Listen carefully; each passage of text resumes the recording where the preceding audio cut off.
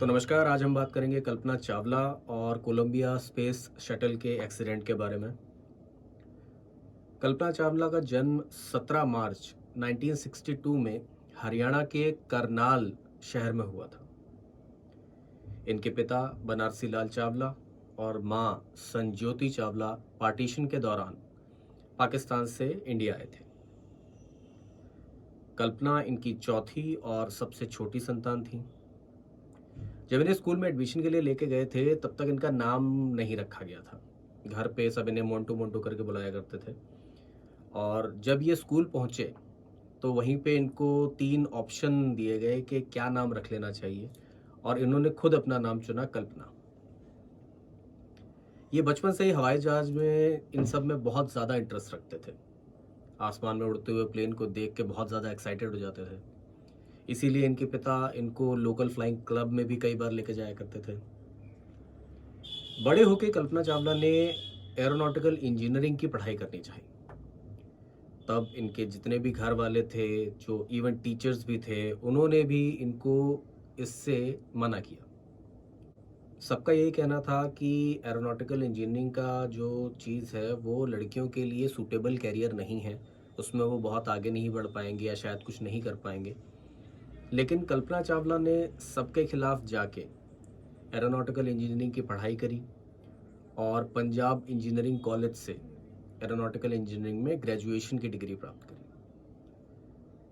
अपनी bachelor degree प्राप्त करने के बाद में ये अमेरिका जाते हैं, यूनिवर्सिटी ऑफ टेक्सास। वहाँ से ये अपनी मास्टर्स डिग्री कंप्लीट करते हैं।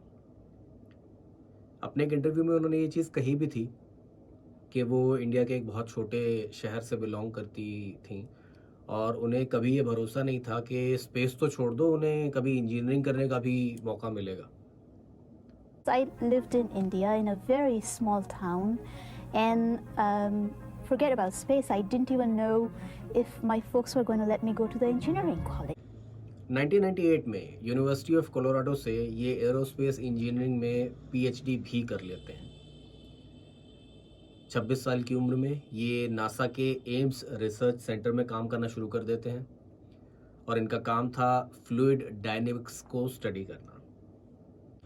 1991 में ये अमेरिका की सिटीजनशिप ले लेते हैं और 1994 में नासा जब एस्ट्रोनॉट ट्रेनिंग प्रोग्राम के लिए एप्लीकेशंस लेता है तो 4000 एप्लीकेंट्स में से 20 लोग चुने जाते हैं, जिनमें से एक होते हैं कल्पना चावला। 3 साल की ट्रेनिंग के बाद में नवंबर 1997 में कल्पना पहली बार स्पेस की उड़ान भरते हैं।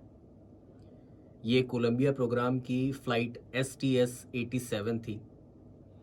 STS का मतलब होता है स्पेस ट्रांसपोर्टेशन सिस्टम। इस स्पेस शटल में कल्पना चावला 2 हफ्ते तक स्पेस में रहते हैं और पूरे अर्थ के 250 चक्कर लगाते हैं। STS जो होता है वो नासा का चौथा ह्यूमन स्पेस फ्लाइट प्रोग्राम था। पहला जो था वो था मरकरी, जो 1961 से 63 तक चला। दूसरा था जेमिनी, जो 1965 से 66 तक चला। तीसरा था अपोलो, जो 1967 से 72 तक चला।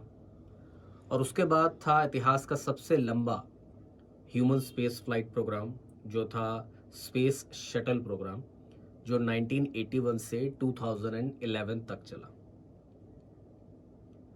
इस प्रोग्राम का मेन फोकस ये था कि स्पेस शटल जो है उनको रीयूज़ किया जा सके, उनको बार बार बनाने की कॉस्ट, टाइम, ये सब ना लगे। इसमें मेनली पहले 2 शटल यूज़ हुए थे, चैलेंजर और दूसरा कोलंबिया। कोलंबिया के एक्सीडेंट के बाद में एटलांटिस, डिस्कवरी और एंडेवर नाम के शटल्स भी यूज़ किए गए। अप्रैल 1991 में कोलंबिया पहला स्पेस शटल था जो स्पेस में गया और इस हादसे से पहले उसने 27 सक्सेसफुल मिशंस किए थे। हर एक मिशन के बाद में जो स्पेस शटल होता था उसकी बारीकी से जांच होती थी, ज़रूरत पड़ने पर रिपेयर होती थी और सारी चीज़ें की जाती थी। कल्पना चावला की पहली जो फ्लाइट थी वो भी इसी कोलंबिया की 24th फ्लाइट थी। STS-87 जैसा कि मैंने बताया। इसमें ये एक रोबोटिक आर्म की मेन ऑपरेटर थी और मिशन स्पेशलिस्ट के तौर पे गई थी। इस रोबोटिक आर्म की मदद से स्पार्टन नाम का एक सैटेलाइट था जिसको लॉन्च किया जाना था, जो सन के बाहर की लेयर्स की स्टडी करता। इस प्रोग्राम के दौरान ही जो सैटेलाइट था वो थोड़ा आउट ऑफ कंट्रोल चला जाता है। इसके लिए 3 दिन बाद वो अपने एक साथी के साथ स्पेस वॉक करते हैं और इस सैटेलाइट को रिट्रीव करते हैं, जिसके लिए बाद में नासा इनकी बहुत ज़्यादा तारीफ करता है। हर जगह इनको बहुत सारे प्रेजेस मिलते हैं।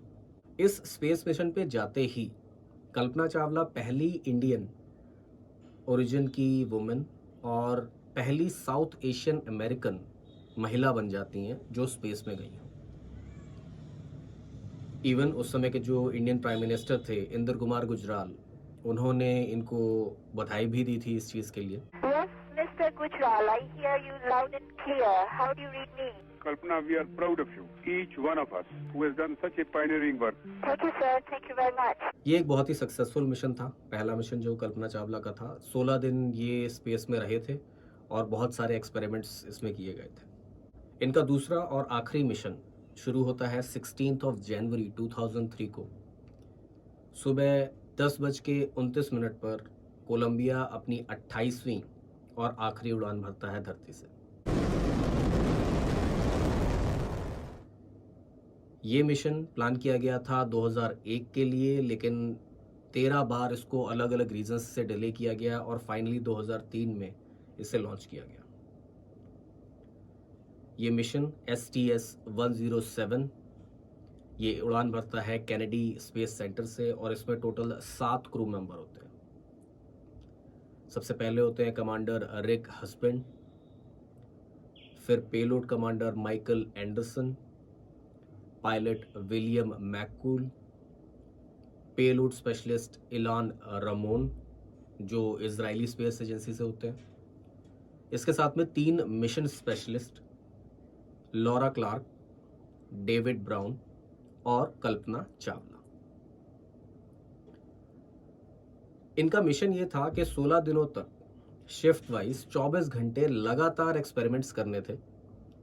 इसमें स्पेस हैब नाम की एक कंपनी थी जिसने नासा के साथ में कोलैबोरेशन किया था, जिसकी मदद से दुनिया भर की जो यूनिवर्सिटीज़ थी, कंपनीज थी, गवर्नमेंट्स थी, वो अपने एक्सपेरिमेंट्स जो वो स्पेस में करवाना चाहते हैं वो इन एस्ट्रोनॉट्स के थ्रू करवा सकते थे।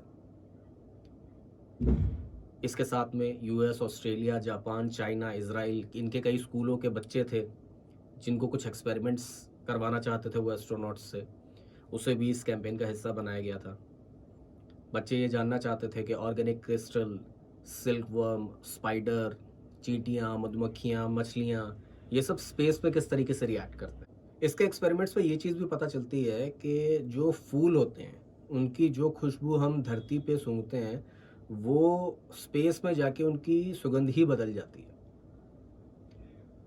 इन सब का जो ये डेटा था ये लाइव भी धरती पे भेजा जा रहा था और रिकॉर्डिंग्स भेजी जा रही थी, वीडियोस भेजी जा रही थी। तो 30% डेटा जो इनका था वो तो सेव हो गया था, लेकिन बाकी का डेटा नहीं बचाया जा सका था।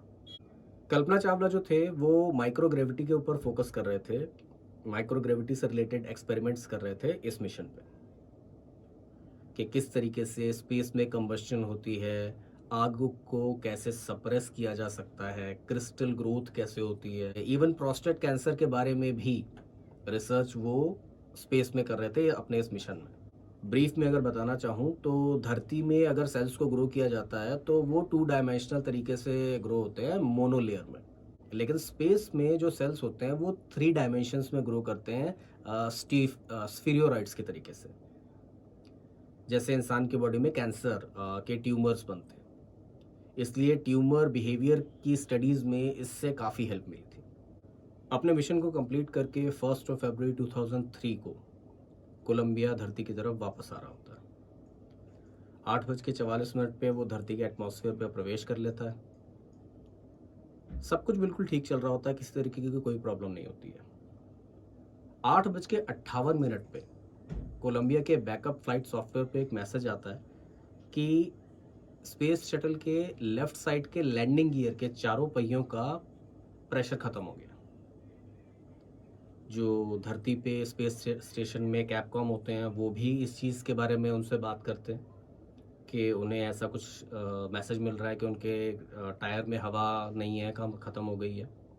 इससे पहले कि कमांडर कुछ जवाब दे पाते, वो सिर्फ रॉजर ही बोल पाते हैं और धरती से उनका कनेक्शन टूट जाता है। कोलंबिया से कांटेक्ट करने के लिए धरती से बार बार कोशिश की जाती है, कैपकॉम बार बार उन्हें कांटेक्ट करने की कोशिश करते हैं कैनेडी स्पेस स्टेशन से, लेकिन किसी तरीके से कांटेक्ट नहीं हो पाता। थोड़ी ही देर के बाद में उनको पता चलता है कि कोलंबिया दुर्घटनाग्रस्त हो गया। जो बाहर लोग थे उन्होंने जब इस कोलंबिया स्पेस क्राफ्ट को, शटल को देखा था, तो वो इस तरीके से दिखाई दे रहा था जैसे कि धूमकेतु हो, कोई कॉमेट हो। उसके टुकड़े जो थे वो जलते हुए से नीचे की तरफ गिर रहे थे। 9:12 पे वो टेक्सास शहर में उसके टुकड़े गिरने शुरू होते हैं। थोड़े समय बाद, कुछ घंटे के बाद, उस समय के अमेरिका के प्रेसिडेंट जॉर्ज बुश टीवी पे आते हैं और ये संदेश पूरे देश को और दुनिया को देते हैं कि कोलंबिया दुर्घटनाग्रस्त हो गया और किसी भी एस्ट्रोनॉट की जान नहीं बच पाई। My fellow Americans, this day has brought terrible news and great sadness to our country. The Columbia is lost. There are no survivors. अब बात ये आती है कि ये हादसा हुआ क्यों, किसकी गलती थी? क्या एस्ट्रोनॉट्स ने कुछ ऐसा कर दिया, कहीं कुछ गलत बटन दब गया, कुछ ऐसा हो गया, क्या कोई और प्रॉब्लम थी, हुआ क्या? एक्चुअली में जो बाद में जांच हुई उसमें ये पता चला कि एस्ट्रोनॉट्स की कोई गलती नहीं थी और इस बारे में एस्ट्रोनॉट्स को कुछ पता ही नहीं था कि ऐसा कुछ हो भी सकता है। वो तो बड़े आराम से गए थे। इवन जो इस एक्सीडेंट से थोड़ी देर पहले के उनके वीडियोस हैं वो भी ऐसे हैं जिसमें वो बहुत हंसते खेलते आराम से बात कर रहे हैं, मजाक कर रहे हैं, कोई इशू नहीं है।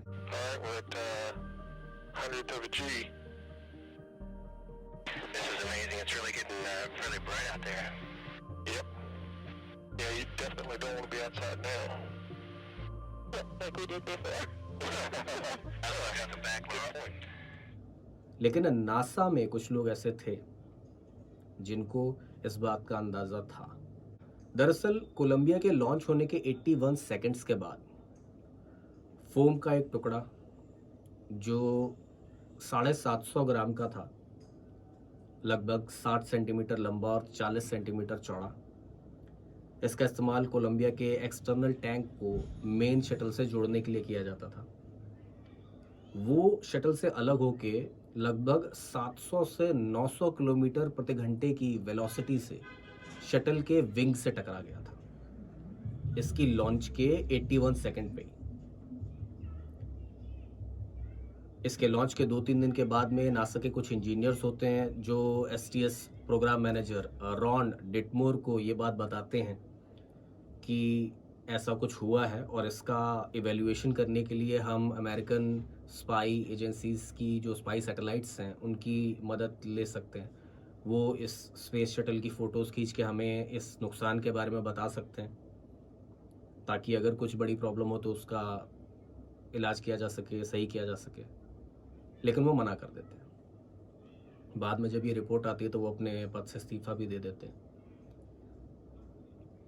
उस समय डिपार्टमेंट ऑफ डिफेंस जो होता है वो भी तैयार होता है अपने सैटेलाइट्स का इस्तेमाल करने के लिए इन सब जांच के लिए, लेकिन नासा के ऑफिशियल ही इस चीज़ को मना कर देते हैं।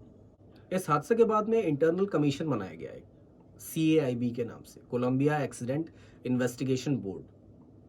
अगस्त 2003 में इस कमीशन ने अपनी डिटेल्ड रिपोर्ट दी और नासा को इसके लिए पूरी तरीके से जिम्मेदार बताया। उन्होंने बोला कि जो STS प्रोग्राम मैनेजर थे रॉन डिटमोर वो तो थे ही, इसके अलावा जो ह्यूमन स्पेस फ्लाइट चीफ थे विलियम रेडी, उनको भी US के डिफेंस डिपार्टमेंट ने स्पाई सैटेलाइट यूज़ करने के लिए ऑफर दिया था जो उन्होंने नहीं एक्सेप्ट किया, जिस वजह से इस नुकसान का अंदाज़ा नहीं लगाया जा सका।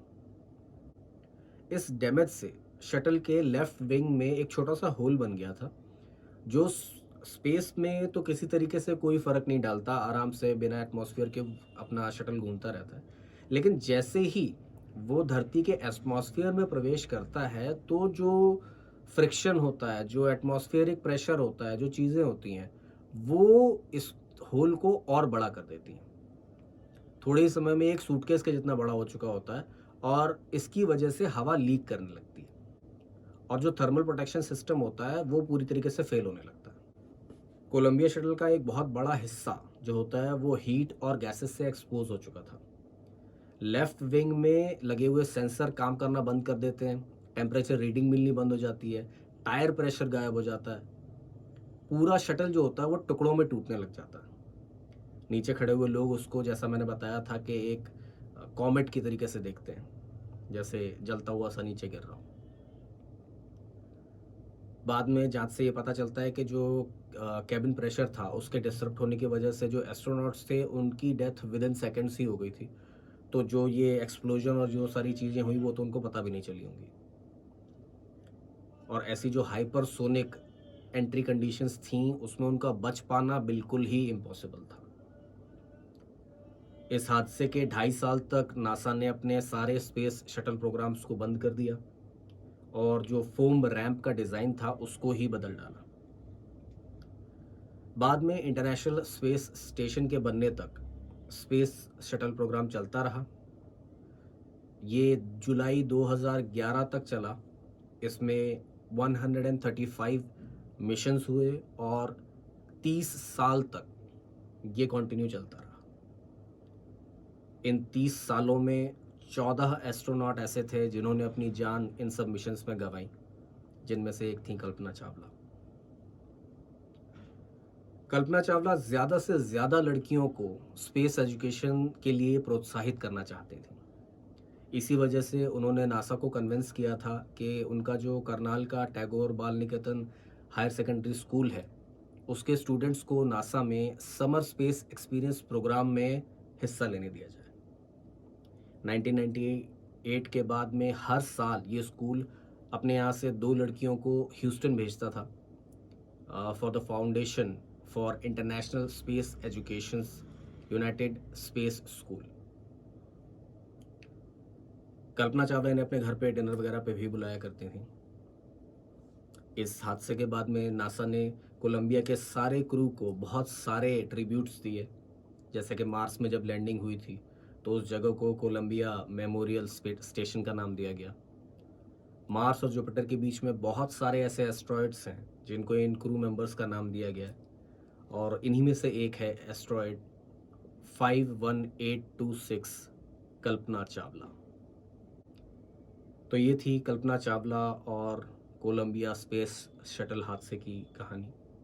अब आपसे मिलते हैं अगले वीडियो में, तब तक के लिए नमस्कार।